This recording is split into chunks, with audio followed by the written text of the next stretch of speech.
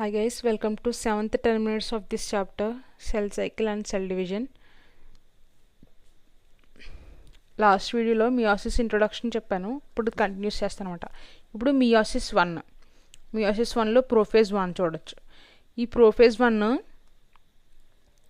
మైటోసిస్లో జరిగే ప్రోఫేజ్ కన్నా meiosis 1లో prophase 1 ఇదే ఎక్కువ డ్యూరేషన్ ఉంటుంది. డ్యూరేషన్ అండ్ మోర్ కాంప్లెక్స్ కూడా.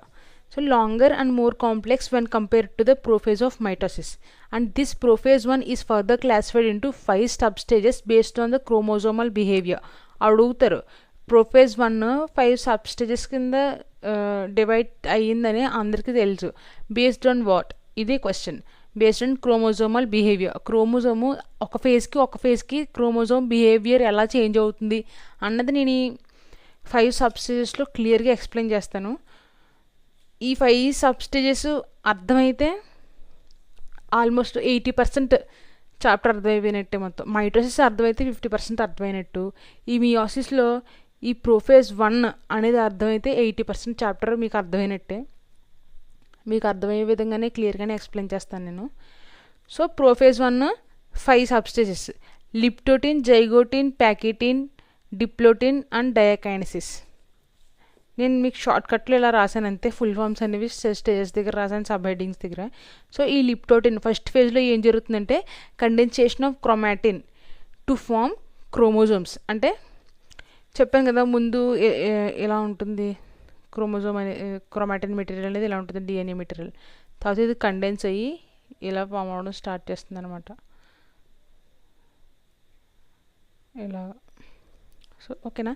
ఈ స్టేజ్లో లిప్టోటిన్ స్టేజ్లో క్రోమోజోమ్స్ అనేవి ఎలా ఉంటాయంటే కొంచెం ఈ కైండ్లో ఉంటాయి అనమాట. ఇలా ఉంటుంది. సో ఇలా ఉంటాయి అనమాట. సో ఇక్కడ టీలోమియర్స్ అనేవి ఒక కార్నర్కి ఎలా ఉంటుంది అంటే మనకి చూడడానికి ఎలా ఉంటుంది అంటే ఒక బొకేలా ఉంటుంది అనమాట. అందుకే లిప్టోటిన్ని బొకే స్టేజ్ అని కూడా అంటాము. ఇక్కడ క్రోమోజోమ్స్ లైట్ మైక్రోస్కోప్లో మనకి క్లియర్గా అర్థమవుతాయి. ఈ ఎండ్స్ అనేవి ఇంకా మనకు డిస్టింక్ట్గా కనిపించవు. ప్రోఫేజ్ మనం మైటోసిస్లో ప్రోఫేజ్ చదువుకున్నప్పుడు కూడా ఎండ్స్ ఆర్ నాట్ డిస్టింక్ట్ అని రాసాం కదా. ఇక్కడ కూడా ప్రోఫేజ్లో అంతే. ఈ ఎండ్స్ అనేవి ఈ లిప్టోటిన్లో ఈ ఎండ్స్ అనేవి అంత డిస్టింక్ట్గా ఉండవు. ఓకేనా. లైట్ మైక్రోస్కోప్లో మాత్రం క్రోమోజోమ్స్ క్లియర్గా కనిపిస్తాయి. ఈ లిప్టోటిన్లో జరిగేది ఏంటంటే కండెన్సేషన్ జరుగుతుంది. క్రోమోజోమ్స్ లైట్ మైక్రోస్కోప్లో కనిపిస్తాయి, ఎండ్స్ డిస్టింక్ట్గా ఉండవు. నెక్స్ట్ ఈ లిప్టోటిన్నే మనం బొకే స్టేజ్ అని కూడా అంటాము, ఇందులో కూడా చెప్పాను. నెక్స్ట్ ఫేజ్ వచ్చి జైగోటిన్. ఈ జైగోటిన్ని సినాప్టోటిన్ అని కూడా అంటాం అనమాట. సినాప్సిస్ అంటే పెయిరింగ్ అనమాట. So this zygotene stage is characterised by the pairing of homologous chromosomes. Homologous chromosomes అంటే ఏంటో కూడా నేను ప్రీవియస్ వీడియోస్లో చెప్పాను, మళ్ళీ రిపీట్ చేస్తాను. హోమోలోగస్ క్రోమోజోమ్స్ అంటే 46 క్రోమోజోమ్స్ ఉంటాయి కదా, అంటే ఇవి 23 పెయిర్స్. 46 క్రోమోజోమ్స్ ఎలా ఉంటాయి? 1 1 2 2 3 3 4 4. ఈ 1 1 అనేవి హోమోలోగస్ క్రోమోజోమ్స్, 2 2 అనేవి హోమోలోగస్ క్రోమోజోమ్స్, 3 3 అనేవి హోమోలోగస్ క్రోమోజోమ్స్, 4 4 అనేవి హోమోలోగస్ క్రోమోజోమ్స్. అలా ఎన్ని ఉంటాయి? 23 23 23 అంటే హ్యూమన్ సెల్లో ఎన్ని హోమోలోగస్ క్రోమోజోమ్స్ ఉంటాయి అన్ని క్వశ్చన్ వస్తే 23 హోమోలోగస్ పేర్స్ ఉంటాయి అన్నమాట. ఓకేనా. ఇది ఇక్కడ రాశాను 1 1 2 2 2 3 3. ఇవి హోమోలోగస్ క్రోమోజోమ్స్. బైవాలెంట్ అంటే ఈ రెండింటిని బైవాలెంట్ అంటాం. These 2 are bivalent and tetrad also. నేను ఫర్దర్గా చెప్తాను బైవాలెంట్ టెట్రాడ్ అంటే ఏం లేదు. బైవాలెంట్ అంటే విత్ రెస్పెక్ట్ టు క్రోమోజోమ్స్ అని చెప్తాం. ఇక్కడ 2 క్రోమోజోమ్స్ ఉన్నాయి కాబట్టి బైవాలెంట్ అని. టెట్రాడ్ అంటే విత్ రెస్పెక్ట్ టు క్రోమాటిడ్ చెప్తాం. 1 2 3 4 5 1 2 3 4. దీన్ని tetrad with respect to chromatid, bivalent with respect to chromosome ఇలా డిఫైన్ చేస్తాం మనం. ఇప్పుడు ఈ రెండింటిని సిస్టర్ క్రోమాటిడ్స్ అంటాం, ఈ రెండింటిని నాన్ సిస్టర్ క్రోమాటిడ్స్ అంటాం. ఎన్ఎస్సి అంటే నాన్ సిస్టర్ క్రోమాటిడ్స్ అనేవి. అండ్ ఈ 46 క్రోమోజోమ్స్ ఉంటాయి కదా, ఈ జైగోటిన్లో హోమోలోగస్ క్రోమోజోమ్స్ అనేవి పెయిర్ అవుతాయని చెప్తున్నాను కదా. ఇప్పుడు హోమోలోగస్ ఇవి ర్యాండమ్గా ఉంటాయి. హోమోలోగస్ క్రోమోజోమ్స్ అనేవి ఈ పెయిరింగ్ ఎలా జరుగుతుందంటే 1 డాష్తోనే జరుగుతుంది, 2 డాష్తోనే జరుగుతుంది. అప్పుడే కదా హోమోలోగస్ క్రోమోజోమ్స్ పెయిరింగ్ అని చెప్తాము. అంటే ఈ 1 will search for 1 dash and get paired అలా ఉంటుందన్నమాట. ఈ 1 డాష్ ఏంటని అర్థం కాకపోతే మళ్ళీ చెప్తున్నాను. డిప్లాయిడ్లో 46 క్రోమోజోమ్స్ ఉంటే సెల్లో ఒకటి మనకి మదర్ నుంచి ఒకటి ఫాదర్ నుంచి వస్తాయి. 1 set from mother, 1 set from father. Mother 23 chromosomes ఇస్తారు, ఫాదర్ 23 క్రోమోజోమ్స్ ఇస్తారు. మదర్ అన్నీ 1, 3, 2, 3, 4 అంటే father 1 dash, 2 dash, 3 dash, 4 dash అలా ఉంటాయి అనమాట. సో 1 డాష్ హోమోలోగస్ క్రోమోజోమ్స్ ఇవి రెండు పెయిర్ అవుతాయి. ఇది జైగోటీన్లో జరిగేది. ఇంతకన్నా క్లియర్గా మీకు ఎక్కడ చెప్పరు. జైగోటిన్ కంటిన్యూషన్ చెప్తాను చూడండి. అంటే ఇది ఇంటర్ఫేజ్ నుంచి మళ్ళీ జైగోటిన్ స్టేజ్ వరకు చెప్తాను. ఇంటర్ఫేజ్లో G1 ఎలా ఉంటుంది, S ఫేజ్ DNA రెప్లికేషన్ అవుతుంది, 2 chromatids with in 1 chromosome, chromosome with 1 chromatid, chromosome with 2 chromatid. ఇక్కడ కూడా సేమే. మియోసిస్ 1లో, ప్రోఫేజ్ 1లో లిప్టోటిన్ ఇందాక చెప్పాను. ఇప్పుడు జైగోటిన్లో ఇవి రెండు హోమోలోగస్ క్రోమోజోమ్స్. సారీ. ఏ స్ట్రక్చర్ డెవలప్స్ బిట్వీన్ ఏ హోమోలోగస్ క్రోమోజోమ్స్ కాల్డ్ సినాప్టిమోనల్ కాంప్లెక్స్. అంటే ఈ రెండు హోమోలోగస్ క్రోమోజోమ్స్ మధ్యన ఒక కాంప్లెక్స్ అనేది డెవలప్ అవుతుంది. దాన్నే మనం సైనాప్టోనేమల్ కాంప్లెక్స్ అని అంటాం. ఇప్పుడు ఇలా ఉంటుంది సెల్ స్టేజ్. ఈ రెండింటిని మనం బైవాలెంట్ అంటాము అండ్ టెట్రాడ్ అంటాం. బాగా గుర్తుపెట్టుకోండి. జైగోటిన్ స్టేజ్లోనే బైవాలెంట్ అండ్ టెట్రాడ్ నేను డిఫైన్ చేశాను. కానీ ఈ టెట్రాడ్స్ అనేవి క్లియర్గా నెక్స్ట్ స్టేజ్ అంటే ప్యాకిటిన్ స్టేజ్లో మనం క్లియర్గా చూడగలుగుతాం. ఓకేనా. ఫామ్ అయ్యేది మాత్రం జైగోటిన్లోనే. మనం క్లియర్గా చూడగలిగేది ప్యాకిటిన్లో. Bivalent with respect to chromosome, 2 chromosomes ఉన్నాయి, 1, 2 బైవాలెంట్.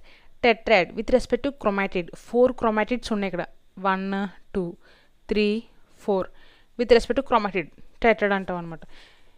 ఈ రెండింటికి ఇంత డెఫినేషన్ కూడా క్లియర్గా చెప్పరు. ఇన్ కేస్ అంటే నేను ఇప్పుడు ఈ రెండింటికి ఇలా డెఫినేషన్ చెప్తే బుక్లో ఉన్నది చెప్పినట్టు ఉంటుంది. అలా కాకుండా మీకు అర్థం అవడం కోసం ఇప్పుడు ఒకే క్రోమోజోమ్ తీసుకున్నాను. దీన్ని యూనివాలెంట్ అంటాం. With respect to chromosomes. ఇది ఇప్పుడు డయాడ్ విత్ రెస్పెక్ట్ టు క్రోమాటిడ్. అవునా. మనం హ్యూమన్స్లో చూసుకుంటే నెంబర్ ఆఫ్ బైవాలెంట్స్ అంటే ఎన్ని బైవాలెంట్స్ ఉన్నాయి అనేది నెంబర్ ఆఫ్ హోమోలోగస్తో ఈక్వల్. అంటే ఇప్పుడు మన హ్యూమన్ సెల్లో నెంబర్ ఆఫ్ హోమోలోగస్ పేర్స్ ఎన్ని అంటే ఇందాక చెప్పాను 23 ఉంటాయని. అవే నెంబర్ ఆఫ్ బైవాలెంట్స్ అనమాట. ఇది ఒక బైవాలెంట్ కదా. సో ఇది ఒక బైవాలెంట్, ఇది ఒక బైవాలెంట్, ఇది హోమోలోగస్ పేరు అంటే 1 డాష్ ఇదొక హోమోలోగస్ పేరు, 2 డాష్ ఇదొక హోమోలోగస్ పేరు అంటే ఇదొక బైవాలెంట్ ఇదొక బైవాలెంట్. అలా 23 డాష్ హోమోలోగస్ పేర్స్ ఉంటాయి. ఇప్పుడు 23 డాష్ కూడా బైవాలెంటే కదా అని చెప్తున్నాను. Number of bivalents is equals to number of homologous chromosomes. అయ్యే 23 బైవాలెంట్స్. నెక్స్ట్ ప్యాకిటిన్ స్టేజ్ చెప్పాను కదా. జైగోటిన్ స్టేజ్లో టెట్రాడ్ ఫార్మేషన్ జరిగితే ప్యాకిటిన్ స్టేజ్లో అవి క్లియర్గా మనం చూడగలుగుతాం. Tetrads become visible very clearly. 4 chromatids of each bivalent, ప్రతి బైవాలెంట్ 4 క్రోమాటిడ్స్. నెక్స్ట్ ఈ ప్యాకిటిన్ స్టేజ్లోనే రికాంబినేషన్ అనేది జరుగుతుంది. వెరీ అంటే వెరీ ఇంపార్టెంట్. నేను ఇంత క్లియర్గా ఇక్కడ రికాంబినేషన్ అక్కర్స్ అని ఎందుకు రాశానంటే ఇక్కడ నుంచి రికాంబినేషన్ కోసం జరిగే టాపిక్ స్టార్ట్ అవుతుందని చెప్పడానికి. So recombination nodules between non sister chromatids of homologous pair develop అవుతాయి అన్నమాట. అంటే ఇక్కడే చెప్తాను చూడండి. పోనీ ఇవి రెండు సిస్టర్ క్రోమాటిడ్స్ కదా, ఇవి రెండు నాన్ సిస్టర్ క్రోమాటిడ్స్. ఈ నాన్ సిస్టర్ క్రోమాటిడ్స్ మధ్యన రికాంబినేషన్ నోడ్యూల్స్ అనేవి ఫామ్ అవుతాయి. అదే ఇక point. Recombination nodules between non sister chromatids of homologous chromosomes or homologous pair develop and these non-sister chromatids cross over, exchange their parts. ఇక్కడ parts అంటే genetic material అని అర్థం. ఈ పార్ట్స్ని ఎక్స్చేంజ్ చేసుకుంటారు అనమాట. దాన్ని మనం క్రాసింగ్ ఓవర్ అంటాము. This crossing over leads to a recombination of genetic material of 2 homologous chromosomes. అంటే ఇది ఇక్కడ రాశాను. ఇవి 2 క్రోమోజోమ్స్ ఉన్నాయి. ఈ 2 క్రోమోజోమ్స్ మధ్య రికాంబినేషన్ నోడ్యూల్స్ అనేవి ఫామ్ అవుతాయి.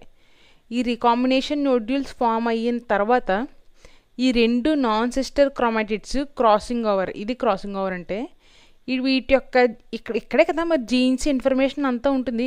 ఈ జెనెటిక్ మెటీరియల్ అనేది ఎక్స్చేంజ్ అవుతుంది క్రాసింగ్ ఓవర్ జరగడం వల్ల.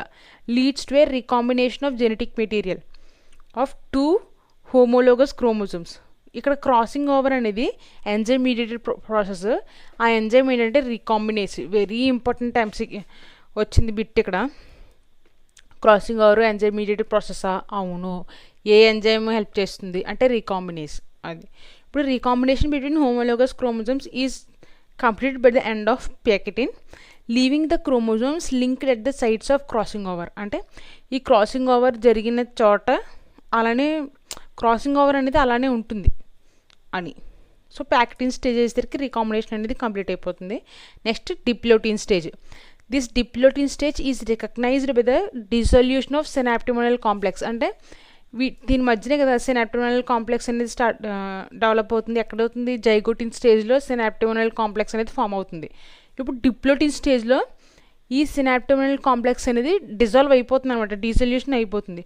So homologous chromosomes begin to separate except at the sites of crossing over. అంటే ఈ సినాప్టిమోనల్ కాంప్లెక్స్ అనేది డిజాల్వ్ అయిపోవడంతో ఎక్కడైతే ఈ పై పార్ట్ అంతా సపరేట్ అవ్వడం స్టార్ట్ అవుతుంది. కానీ ఇక్కడ రికాంబినేషన్ అంటే క్రాసింగ్ ఓవర్ జరగడం వల్ల ఈ మార్క్స్ మాత్రం ఇలా ఉండిపోతాయి. ఇది ఒక ఎక్స్ స్టేప్డ్ స్ట్రక్చర్ కింద ఉండిపోతుంది అది క్రాసింగ్ ఓవర్ జరిగిన చోట. అదే ఇప్పుడు చూడండి, ఎక్స్ షేప్డ్ స్ట్రక్చర్ అదే కయాజ్మాట. ఆ డిప్లోటిన్ స్టేజ్లో ఈ ఎక్స్ షేప్ స్ట్రక్చర్ అనేది మనకు కనిపిస్తుంది అనమాట. ఎక్స్ షేప్డ్ స్ట్రక్చర్ అనేది మనకు కనిపిస్తుంది. సో కొన్ని వర్టిబ్రేట్స్లో ఈ డిప్లోటిన్ అనేది కొన్ని మంత్స్ ఆర్ కొన్ని ఇయర్స్గా ప్రొలాంగ్ అయి ఉండిపోతుంది అనమాట. సెల్ అనేది ఆ స్టేజ్లో అరెస్ట్ అవుతుంది. దాన్నే ప్రొలాంగ్డ్ డిప్లోటిన్ అంటాం. తర్వాత డయాకైనసిస్. సో డయాకైనసిస్ అనేది ప్రోఫేజ్ 1లో లాస్ట్ స్టేజ్. అదే final stage of prophase 1 of meiosis 1.